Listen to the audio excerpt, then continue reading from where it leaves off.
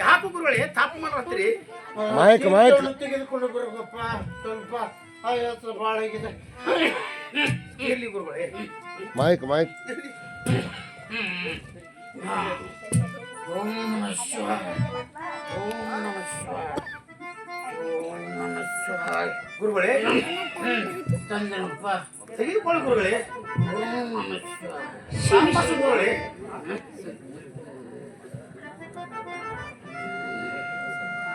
ತೆಗೆದುಕೋ. ಶಿವ ಶಿವ ಶಂಕರ ಪರಮಾತ್ಮ ಶಂಕರ. ಗುರುಗಳೇ ಗಪ್ರಿ ಮಾಹಿತಿ ಬರ್ತೈತೆಪ್ಪ. ನಾನು ಹಾಕ್ತೀರಿಪ್ಪ. ಶಿವ ಶಿವ ಗುರುಗಳೇ ಅಲ್ಲಿ ಯಾರು ಕಾಣ್ತಿರುವುದಲ್ಲ? ನೀರು ಶಿಷ್ಯ ನೀರು ಅಲ್ಲಿ ನನಗೆ ಸ್ವಲ್ಪ ಮಿಣುಕ್ ಮಿಣುಕ ಕಾಣ್ತಿದಲ್ಲ. ಹೌದು ಗುರುಗಳೇ, ಅಲ್ಲಿ ಯಾರು ಬಂದಂತೆ ಕಾಣ್ತದೆ ಗುರುಗಳೇ. ನಡೆ ಗಡ್ಡು ದೇವ ಪರಮಾತ್ಮ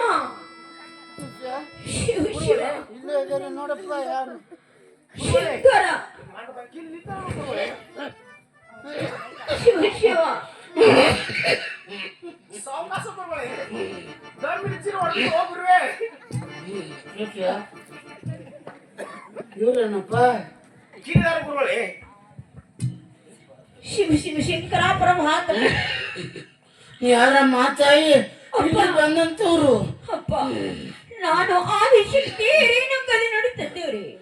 ಆದಿಶಕ್ತಿ ರೇಣುಕ ಹೌದಪ್ಪ ನನ್ನ ಆಶ್ರಮ ಪಾವನವಾಯಿತು. ಶಂಕರ ಮಗಳೇ ರೇಣುಕ ಅಪ್ಪ ಇಲ್ಲಿಗೆ ಬರಲು ಕಾರಣವೇನು ಮಾಮಗಳೇ? ನಾನು ಇಲ್ಲಿಗೆ ಬರುವ ಕಾರಣಂದರೆ ಇದೀಗ ನನ್ನ ಪತಿ ಆದನೆ.